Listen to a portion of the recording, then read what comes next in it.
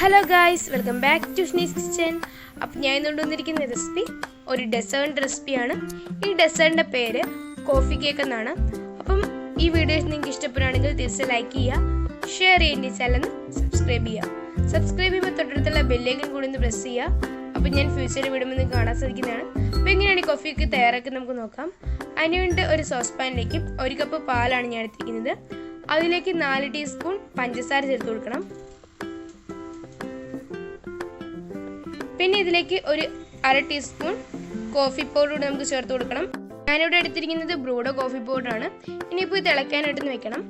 ഇപ്പം നമ്മുടെ കോഫി ഇവിടെ റെഡി വന്നിട്ടുണ്ട്. ഇനിയിപ്പോൾ നമുക്കിത് തണുക്കാനായിട്ടൊന്ന് മാറ്റി വയ്ക്കാം.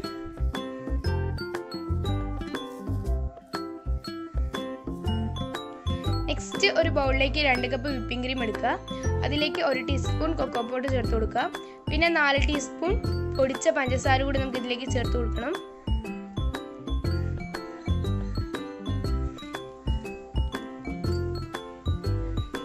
ഇനിയിപ്പോൾ നമുക്കിത് നന്നായിട്ടൊന്ന് മിക്സ് ചെയ്യണം.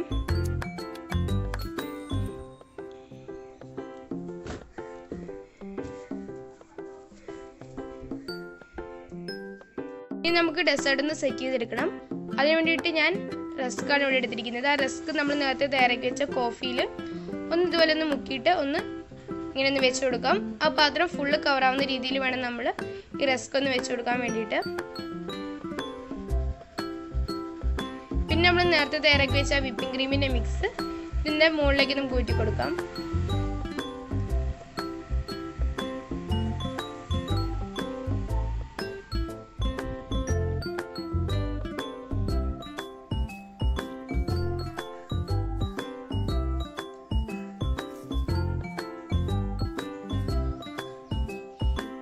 ഇനിയിപ്പോൾ നമുക്ക് നേരത്തെ ഇതുപോലെ തന്നെ റസ്ക് ഒന്ന് ഫുള്ളൊന്ന് ഇവിടെ ഒന്ന് വെച്ച് കൊടുക്കാം.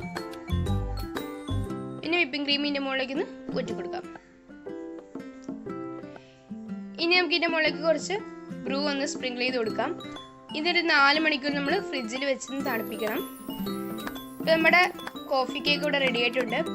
അപ്പം അടിപൊളി ടേസ്റ്റാണിത്. അപ്പം നിങ്ങൾ എല്ലാവരും ഒന്ന് ട്രൈ ചെയ്ത് നോക്കുക. ഫങ്ഷൻസിനൊക്കെ പറ്റിയ ഒരു ഡെസേർട്ടാണിത്. അപ്പം നിങ്ങൾക്ക് ഈ വീഡിയോ ഇഷ്ടപ്പെട്ടെങ്കിൽ തീർച്ചയായും ലൈക്ക് ചെയ്യുക, ഷെയർ ചെയ്യുക, ചാനൽ സബ്സ്ക്രൈബ് ചെയ്യുക. സബ്സ്ക്രൈബ് ചെയ്യുമ്പോൾ തൊട്ടടുത്തുള്ള ബെല്ലൈക്കൺ കൂടി ഒന്ന് പ്രസ് ചെയ്യുക. അപ്പോൾ ഞാൻ ഫ്യൂച്ചറിൽ വിടുമ്പോൾ നിങ്ങൾക്ക് കാണാൻ സാധിക്കുന്നതാണ്. Thanks for watching.